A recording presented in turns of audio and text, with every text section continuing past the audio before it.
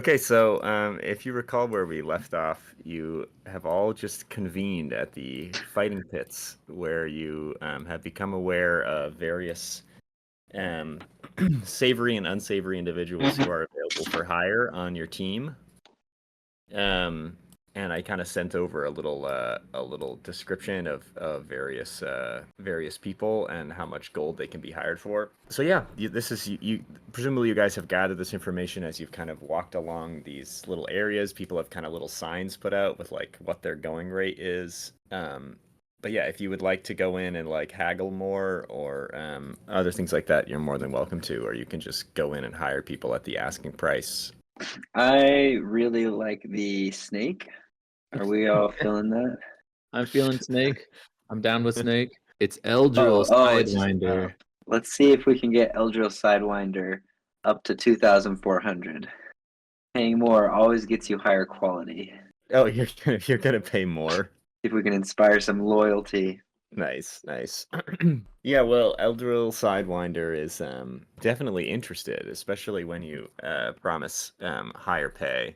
So what are you gonna go? You're gonna offer them 2,000. What did you suggest? 2,400. What do you guys think? 2,400. Here's a little something. Here's a little something extra for you. Yeah. That's great. Just for context, is like a normal living wage like 30 gold coins or what? A normal like a working class wage, I think, is like a couple silver pieces a day, like 5 silver pieces a day or something. Okay. Yeah. So this would be like $30,000 something? 30,000, yeah. Yeah. So it's quite a bit. I just really want to win. Can I roll a charisma check to inspire loyalty? Yeah, for sure. Go ahead and do persuasion, I believe, unless you can think of something else that you would. No, persuasion's great. I got a 21. Nice. Yeah, they seem adequately impressed. And in fact, they say like, oh, like Osimo and like Z, like I've heard stories. And they're like, you're quite impressive. Like, didn't expect to see you entering the Dungeon Bowl this year. Can I say that I'm quite invested in the treasure and the reward, and also making history. So, welcome to the team. They say, like, who else do you have playing for you? That's actually a great question. I have some ideas, but I'm open to who you've worked with in the past or who you trust the most out of this group of guys for hire. They kind of say like, if you'll notice, like, I don't really work with other people. They're like, I don't trust anyone but myself, if you catch my gist. But that's why I like you. Hire someone strong and fast, and that's the best advice I can give you. Incredible. Practices every morning at 5 a.m. I forget what time I said last time. 6, 7, 8. But okay, that's anyone else have any preferences on hires? We hadn't really discussed how much or how many people we're needing or wanting to hire, because we can hire up to like 4 more, right? Yeah, you can hire up to 16 people. So, hold on, let me see where you're at right now. I think currently you have, because you have the 4 players that you already hired in Carathian, and then plus the 3 of you, and then Astro and Sinjin. So yeah, you currently can hire 7 more players. Oh, geez. Yeah. And we've got about 20. I'm being conservative. 20,000 gold of disposable income. We have more, but I don't want to like spend all of it. Disposable income. I think, and this, tell me if I'm thinking too highly of myself. I feel like between the 3 of us, we've got like the crafty magic covered. I feel like we just need muscle. I'm with you there. And Morgan Thorg is the most expensive person on the board, and I think would be a phenomenal addition to the team. What do you guys think? In agreement. I'm knocking you guys down by 2,400 gold. Because Eldril wants payment up front for exclusive contract. Great. That's great. It's done. They take their sign down and they say, I don't need to practice in the mornings, but but my name will be on your board, and I'll see you at the competition. Pleasure doing business with you. Shall I say treasure doing business with Treasure doing business. you. Treasure doing business with you. That's awesome. Okay, so you've got Eldril on your team, so your roster's up to 10 now. Okay. I'm saying Morgenthor, right? Dude, Like you're Well, like okay. I agree with Austin. But here's a counterpoint. For the same price we pay for Morgenthorg, we could get 2 Minotaurs. Is it better to get 2 Minotaurs or 1 Morgenthorg? why not all three? Why not all 3? But counter argument, Morgenthorg and all of the Snotlings. Also, great idea. Because like Every just single imagine one. we put all of the Snotlings on Morgenthorg's back. Oh, dude. And then he just charges, and then they just like a spider sack, and they Yeah. squish it, and then they just go like. Yeah. The more I say that, the more Great. gross it sounds. and Counterpoint. If Morgenthor gets fireballed, then all the Snotlings are gone and Morgenthor is hurt. Oh yeah, that's true. Counterpoint. Trained troll for 1,000 seems pretty crazy. But Morgenthor has won, David. That's true. I'm not counter Very Morgenthorg. famed. Will that I'm be? not counter Morgenthorg. Well, I feel like we'll get booed though if we just like pull an NBA and make a super team and win the finals. Everyone's gonna Booed? be like, "Oh, lame." You get booed? Booed. We're gonna get booed. Yeah, you're right. Okay. I think the Tree Man. That's my. Okay.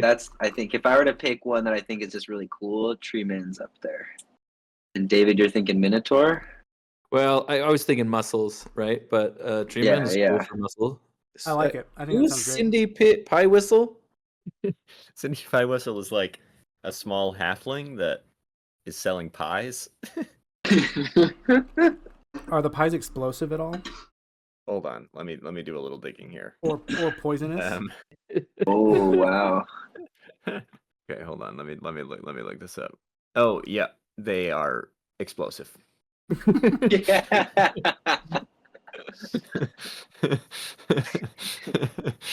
Should that we is do that the is correct. whole- The pies have bombs in them. Yeah, do we just do all the halflings and the snake? Should we just do the halfling lineup? That's so funny.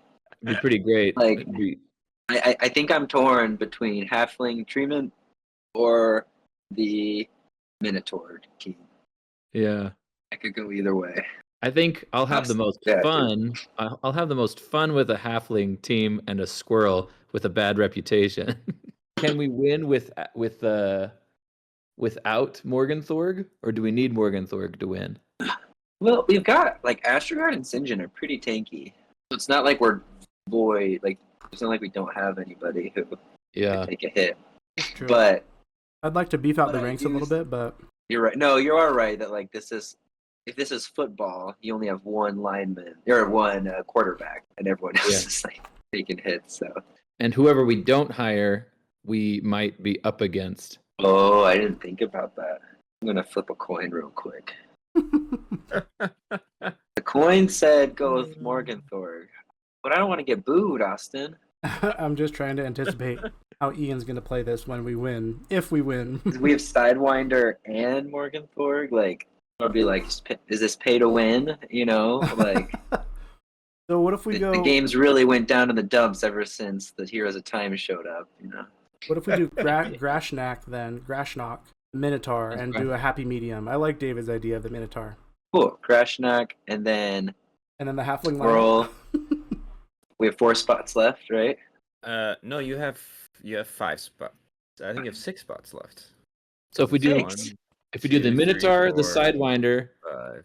the Treeman, Oh, that's right, the tree man. Yeah. And Treeman Lineman, Pie Whistle, and Acorn. plus the catcher for good measure, or do we do another Can we Minotaur? hire- I don't know. Can we hire that many? So Eldril was your 10th player, so you have 6 more players you can hire. So you can do. Wait, you have to list them all again. So you want to hire Grashnak? We could do Is that right? Grashnak and then 5 of the halfling group, or we could do 2 Yep. Minotaurs and 4 of the halflings, or we could do Chaos Chosen Blocker and 3 of the halflings. Yeah, you could do Grashnak and the entire halfling lineup. Catcher, lineman, treeman, pie whistle, and acorn. Now you do technically already have Yopo Tofton, who you've already have on your team, has the stat block of a halfling lineman. Just so you're aware. Now there's no problem with having two of them, but you basically already have someone who is the stat block of a halfling lineman. Or do we just go for broke and do the pump wagon? Yeah, and you can hire the Snotlings have been trying to convince you that you can hire more Snotlings in excess of 16. That's what they've been trying to convince you. No way, dude. We're not getting eliminated on a technicality. Yeah, not worth it. Okay, I think so what do you think? Minotaur and halflings. Minotaur and then the whole halfling team. I think that would be really fun. Agreed. Let's do it. Love the exploding pies. Yeah. The Minotaur seems a little confused. as you're like explaining like the team to Grashnak, who is quite large and intimidating. He's kind of like he doesn't speak a lot either, but he's is like. Oh, go ahead. Let's say I see his like, because we're not hiring anyone else from his like group, so he's probably like, right, what? right. And then can I like pull him aside, with an extra pouch of gold, and be like, Grasnog, like, let's be honest here. You've been the star of the show since day one, and everyone else has just been holding you back. This little bit extra gold up front, just to you to know how confident we are in your ability to win today, to this week. This week. So how much extra are you offering him? That's just 100. I don't want him and Eldril to get in this. We're transparent, right? Like we're one of those workplaces where people can talk about how much they're making. That's nice. He's just kind of like, if you want to win, like why so many little people? And then I just tap my temple like this. He says like, he says only one record matter to Grashnak. He says most kills on pitch. He says, will this suit you? Absolutely. I reach out a hand. Does he extend? He just spits in your hand, which is like a lot of Minotaur like cow spit. Yeah. And I'm like, I smell it. I'm like, with my artificial nose. So you're gonna drop 2,500 then for Grashnak? Yeah. I think this is the most we've ever spent, and Justin is just like on a spending spree. Guys, dwarven treasure. So altogether we've got, let me just do the math here. So we've got get out my calculator. Now we're really playing D&D. Now we're really 2,500 plus 550 plus this is pod racing. Exactly. 300 plus 1,200 plus 500 plus. I do love the halfling loyalty. Okay, so altogether for Grashnak and the whole halfling team, it's going to be 5,850 gold. Easy. A piece of cake. Easy, Drop you guys in got the that. bucket. Dude, those halflings are gonna come in clutch. Yep. Dude, that pie, when you said it was exploding, set in stone. Like that is so clutch. Yeah, I mean, you guys still have 21,149 gold to spare. We're okay. Soon to be more. I think you're okay. Yeah. Okay. Well, the halflings are pretty excited, especially when they hear that you already have another halfling player, Yopo Tofton. They haven't heard of him, but they've heard of the Tofton family, and they think that's pretty swell. They love that you've hired them all together. They like really see this as like a family endeavor. So they're just like very pleased. And the fact they can like play with the treemen. They were like afraid someone would just hire the treemen without them, and like that something bad would happen. Oh, to the interesting. treemen. So they're pretty excited about it. And they agree to show up to your morning practices if you like. Yes. Grashnak not on board. Grashnak's not on board for the allowed. morning practices. That's allowed. Yeah, Grashnak just wants to beat. Word on the street is that Grashnak just wants to beat Morgan Thorg's record, and that's kind of the only thing that they care about. Oh, we hired the right guy then. See, we got the hungry guy, dude. That's what Yeah, I'm that talking was about. smart. That's so smart. That was all David. Okay, so this is after probably you'll say like an hour of haggling or so. I mean, it's probably like early afternoon now, and yeah, where do you guys want to wander to next? I'm down with whatever. I'm pretty satisfied. We've got the team. We're training. And is there a race? There's not a race today, is there? I was wondering if I could go Oh, watch, I forgot. watch a race. No, today's kind of all the signups and stuff. Yeah. So I think your race is going to be the first race, and then there'll be another race in the afternoon. You could go check out the field though, where Okay. the race is going to happen. Yeah, I would actually love to go spend some time and some investigation to try to see paths and see if there's like pulleys, divots, anything I want to avoid, any paths that would be helpful tomorrow Yeah, when I'm running for my totally. life. Yeah, 100%. Oh, and then I'm trying to make note here because you spent 9,000 gold on the tips and tricks, right? So that was for 6, I believe. Tips and tricks. It's incredible. Don't forget though, we gave away all of the relics from the House of the Midnight Dew. Yeah. All that was what the 9,000 gold primarily was jewelry and artifacts. Okay, so you don't have to say artifacts. Just stick with jewelry. go ahead and Artifacts give is me so much worse. and if you want to spend the entire afternoon scouting out the racing ground, I'll give you advantage on your investigation roll as you kind of like poke Yeah. it. I'm Right. pretty nervous about it, so I think I'd spend a long time. Are the two of you gonna go with Gil, or are you guys gonna do something else? Is there a way I can somehow scout out like the playing field, or like try and learn what strategies are being used? I'd love to figure out what the predominant strategy is, what counter strategies are. I don't know. Austin wants to Sure. learn about Blood Bowl, and so that I can play Ozimo better. For sure. Go ahead, David, and give me an investigation roll. I got a 19, thank heavens. Hey. My first roll was an 8, so I very much appreciate. Basically, like a pretty large field, just kind of like light, like hillocks and stuff like that. And they've set up like big, like bleachers more or less, with kind of like a starting line and stuff. And it's basically like you're basically just doing like a big like circuit that then kind of like leads back to the beginning.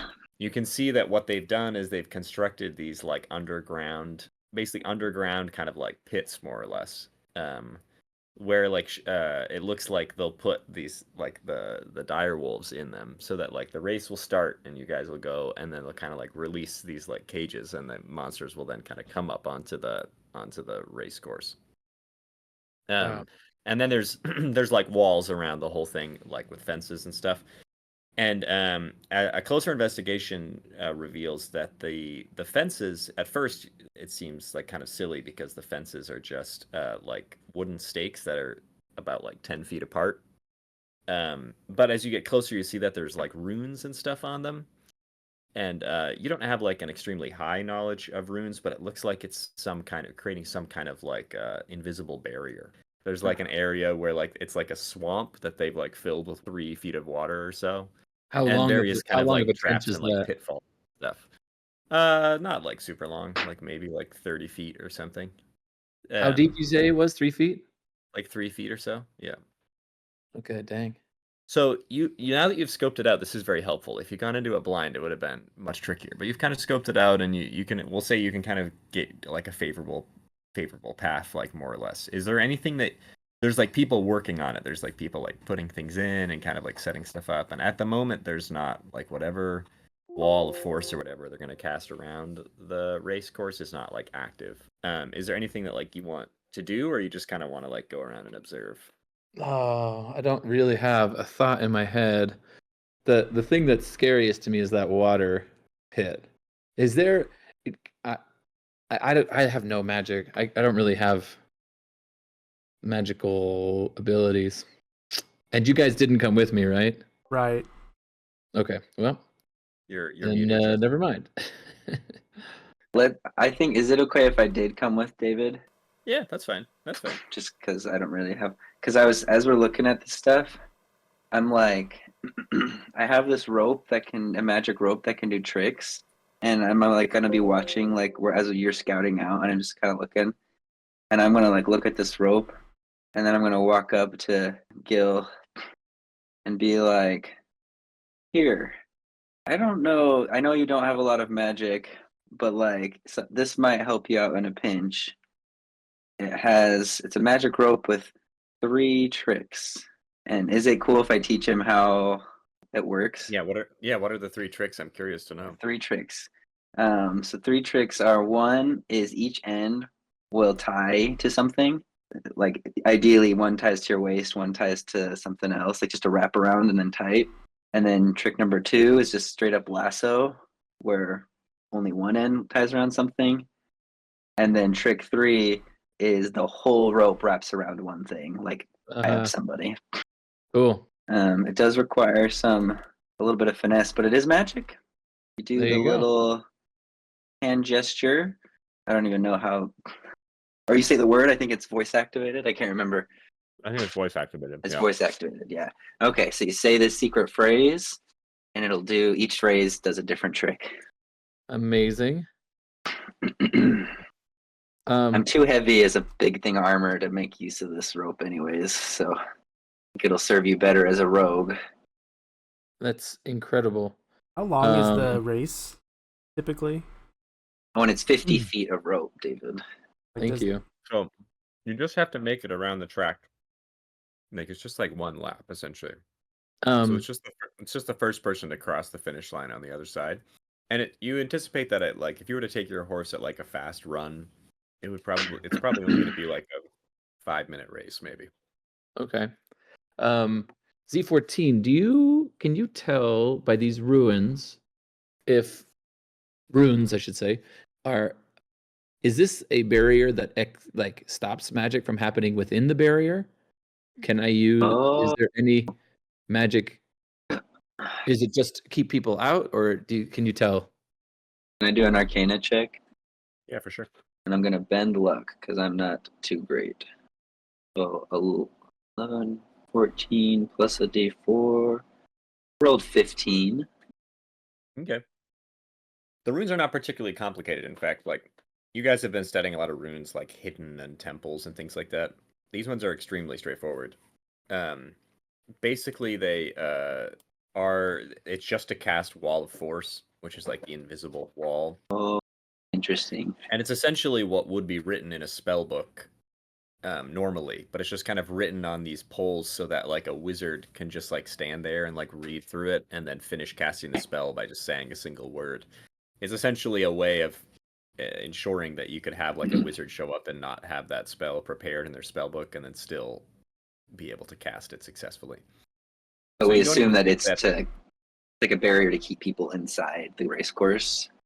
Right, but your knowledge of Wall of Force is that it does not stop magic. It stops like projectiles and stuff, but it does not stop magic from happening inside or stop magic from like crossing the barrier.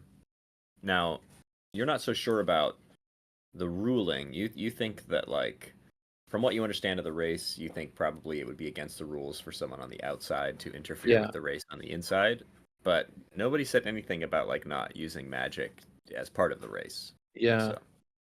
Sounds like an everything goes kind of thing. Yeah. Great. I can't with magic, being a half elf, I have some access to magic, but I can't remember if it's like is it like the wizard style of magic or is it the sorcerer style of magic? Where I have to learn do I have to learn the thing? I think it's more or the is it wizard, something that's isn't it? coming to me from innate magical power? I think it's more like wizard, like learning spells. Yep. So like if I got like a spell to turn water into ice, for example, like I could go get a spell book and learn that and then cast it. Well, the way technically this works in like game terms is like if you wanted to learn how to be a spellcaster, then I would like allow you to like when we level up, like take a level of spellcaster. But that kind of implies you spent like months trying to learn it. Now, if you were looking for a fast solution here, one thing you might want to do is try to get like an item that has like a freezing spell built into it, like a magic wand or something, which you think probably somebody's selling. would be Yeah. your suspicion. Yeah. So All you right. you could do that for the rest of the evening if you want to try to find someone who's selling an item that could cast like ice magic. Yeah, I am interested in that. Okay, great. Z14, thank you so much for this rope. I cannot tell you how grateful I am to have it. It will be very handy. So you go off looking for an ice item, and meanwhile Osimo is doing some researching around the bookie houses. So this is what you find out. I guess first of all, roll me a persuasion roll.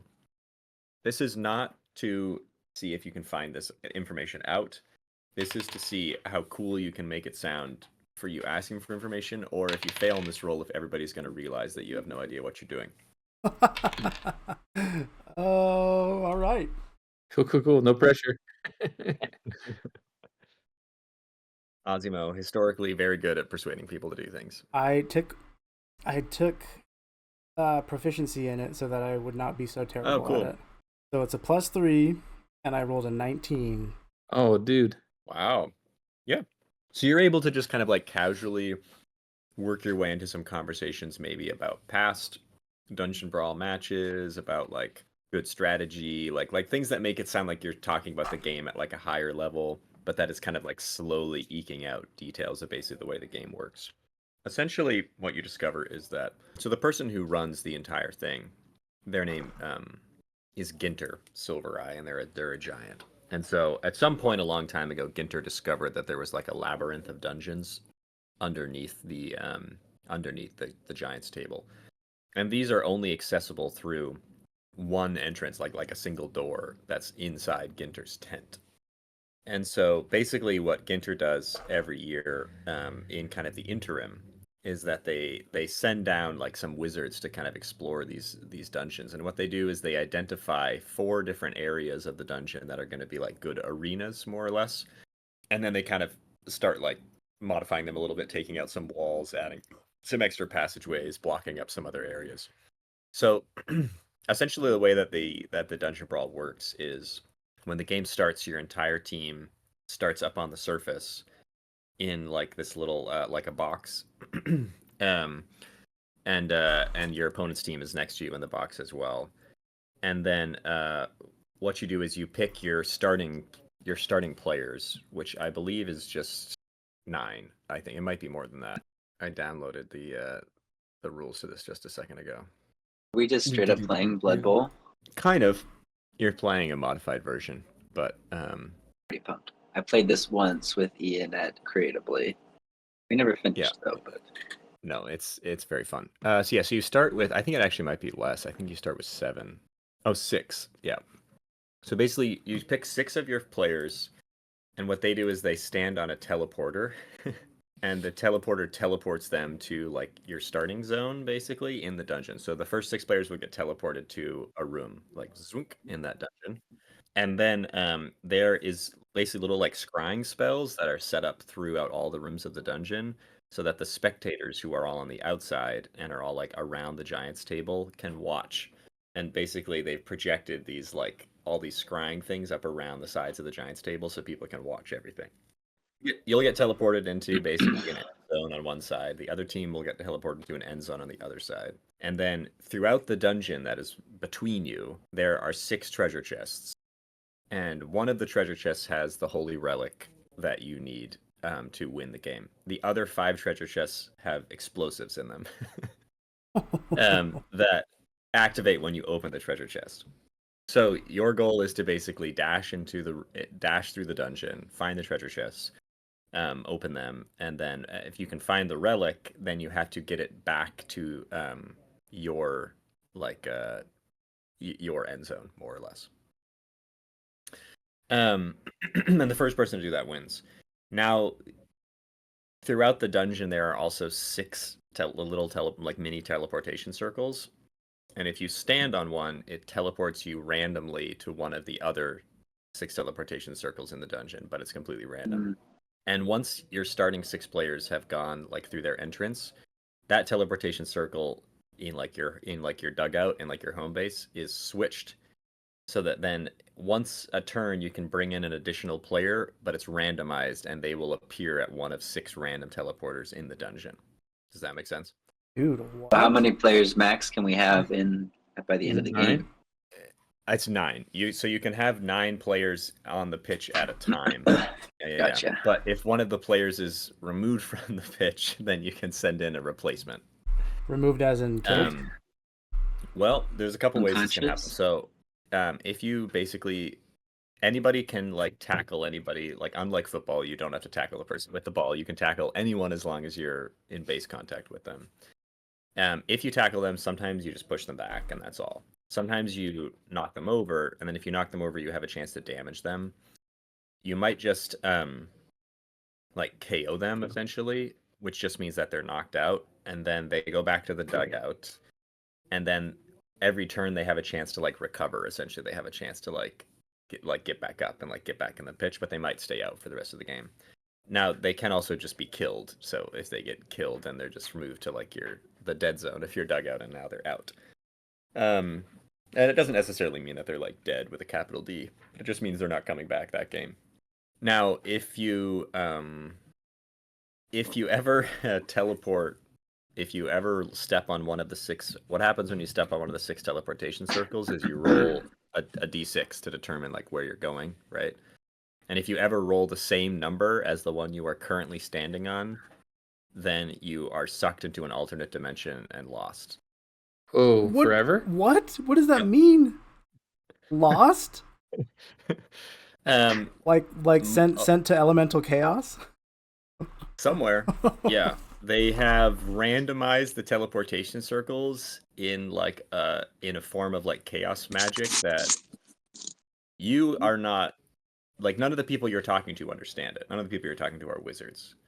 So they can't really give you straight answers, but they're just like, yeah, like you're just never seen again. Like you're gone. So that's the risk of that's the risk of using the teleportation circles. If you use a teleportation circle and then there's another person standing on one and you pop up where they are, then you appear there and they get bumped to the next one. And it can cause a chain reaction that can just like keep bumping people That's until so funny. someone disappears or lands on an open one. What's the prevailing strategy then for like the winning teams? Has Morgenthorg just gone in solo, or is he on what is his team composed of? No, he's on a team. He hires out as like a free agent. So some of the other teams do seem to have like a bit more of like a main thrust. Like there's one team like from the Talking Sands that's like mostly people from the Talking Sands. There's kind of like an orc affiliated team that seems to have come like from like the north, from like high up by like the Fairy Hills. There's also like a team of kind of like wild men from like the Giant Lands, like across the mountains. So like there's kind of like dedicated teams, but then they kind of hire like individual star players like here and there sometimes to boost up their ranks. Yeah, the prevailing strategy, like when it comes to actually like the crunchy strategy of how Dungeon Bowl and Blood Bowl work, is that if at any time in the turn, basically you take alternating turns. So like on your turn, you guys will get to move all of your players, and you just kind of like pick one, and then they can move, and then you go into the next one, and you can keep going, and you keep going until you've either moved or activated all your players, or until one of your players gets knocked over. If one of your players gets knocked over, it immediately causes a turnover, and it becomes the other person's turn. So essentially, like the actual like crunchy like board game strategy of the game is you basically are identifying what are moves that I can do that have like no risk that I can maybe just pull off first, and then you kind of have to like decide which is the most important move to try first. But you're kind of balancing the odds between like every time you move past an enemy, for example, if you like move through their tackle zone, they have a chance to knock you over. So it's kind of like you deciding like, oh well we could try to like run this like fast player like by this person to get the ball, but if they mess it up and they get tackled, our turn is over. We can't move any of our other players, and it just goes to the other person's turn. What's the trait that we use for the tackling? Is it Yeah, this is a great question. So basically, we're just gonna have to and I can send you guys just a PDF of the Blood Bowl rules, but like Blood Bowl basically just has like a couple stats. Like they have like movement, strength, agility, and like armor. But they're on a scale of like 0 to 10. Like So I think what we'll do is we'll just have to kind of go through and like make kind of some kind of like a transfer basically of skills. Now, it is like there are some you're discovering that there are some relatively strict rules around magic. So it does seem like magic, as far as like apparent magic, like magic that, you know, like casting magic spells is like against the rules. However, doing something against the rules is not necessarily the worst. If you do something against the rules, then you get kicked out of like the game. But The nothing like consequences else. still stand. Exactly. So there can sometimes be a strategy to breaking the rules. You can also, apparently, one of the things that your tips and tricks and hints can gain you is that sometimes they can find like blind spots in like the scrying spells, so that there are spots where you can like use magic where nobody will see you. This also applies for hitting players while they're down. So if a player has already been knocked down, technically you're not allowed to attack them again until they stand back up. But you can do it as long as the referees don't see you. And basically the way that works is whenever you attack a player who's down, you roll like 2d6 to see if you can damage them. And if you roll doubles, then the referees see you and kick you out. But if you don't roll doubles, then you get away with it. So the chances are actually like relatively high that you can just kind of get away with the rules. And I think it will be a similar thing with magic. So it's like every time you cast a spell, we're just going to have you roll 2d6. And if you roll doubles, then you get seen and they kick you out. But if you don't roll doubles, then they don't catch it. Now, if you cast like Fireball and like incinerate like 4 people on the enemy team, like everyone's going to see it, of course. But if you're casting like smaller little spells, and you also get the sense like if you were to cast, you know, like a spell like Misty Step or something, you might be able to get away with just because people might not notice. Or like, especially certain spells like haste or like other things like that, where like you could maybe cast it like in the dugout before you enter, and then it's like an enchantment that stays with you or something, you might be able to get away with. So it seems like there's kind of some rule bending there. The polymorph probably won't happen. Probably not, no. Dang. You probably would get noticed if you polymorph, would be my suspicion. Unless you polymorph into something that like the enemy team already has on their team or something. I wonder if they'd Maybe notice blend it. if I disguise self as one of the other team's members. You know, like I find a corner, I hide, and then I pop out from behind a rock looking exactly like.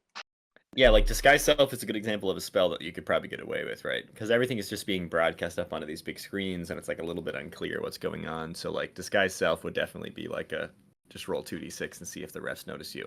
And part of what the tip, like the essentially the way that the tips and tricks works game wise when it comes to like the crunchy rules of Blood Bowl is there's 2 ways you can use them. You can either use them as rerolls, so essentially it's just a free reroll. If you ever roll a die and you want to reroll it again, you can just use one of your like tips and tricks to reroll the die. And this represents something that they've like slipped you before the game to let you know about like a secret way or about like a thing that you can use to your advantage. Or you can use it to basically ignore one of the referees. So like if you were to roll doubles, you could use one of your tips and tricks to be like, actually that like doesn't count this time. Right. And that basically represents you like casting a spell in a way that, you know, in a blind spot of the scrying.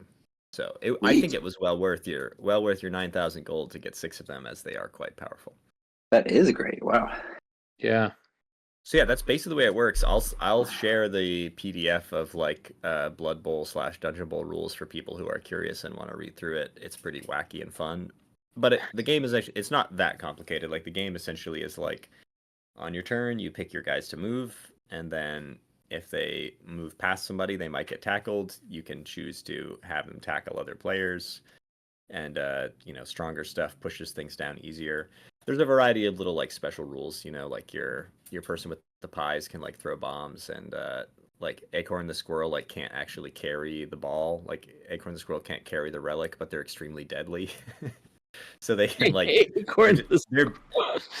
their job is basically just to like knock down enemy players. Like they have basically no utility in carrying the ball. But yeah, and then there's also rules about like size. Like all of the halflings are stunty, I think, is the special rule, which just means that they're like harder for people to grab. Like they can like go between people's legs and stuff, and so like they're actually able to like slip past people like a little bit easier. But their strength and their armor is lower, so they're more likely to get like knocked out.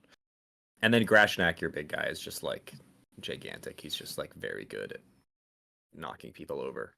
Yeah, he has Frenzy, Mighty Blow, Thick Skull, lots of good things. Yeah, but very low agility. Grashnak's not going to be able to like pick up. And then you can also, it is like football, so you can actually pass the ball. And there's a turnover if you pass the ball and it does not get caught by one of your friends. And then the fun thing about Dungeon Bowl is because it's played inside, you can bounce the ball off of the walls. Amazing. So there's actually rules for like that you can like throw the ball and you can like bounce it around a corner and then one of your teammates can still catch it, kind of thing. And if it passes through like an enemy's hit zone, then they can try to intercept it and stuff like that. So if it touches the ground, does that stop the play or does that matter? If it touches the ground, then there's a turnover, but it doesn't like turnover just means it goes to the other person's turn. But then every time you try to grab the ball, you have to see if you can pick it up successfully, and if you fail, it like bounces to a random location. And the ball can also go in the teleporter. Oh my God. And then if the ball goes in the teleporter, it can like zap somewhere else and pop up. But the ball doesn't disappear. It doesn't go to other dimensions. They've put a special ward on it, so that doesn't happen.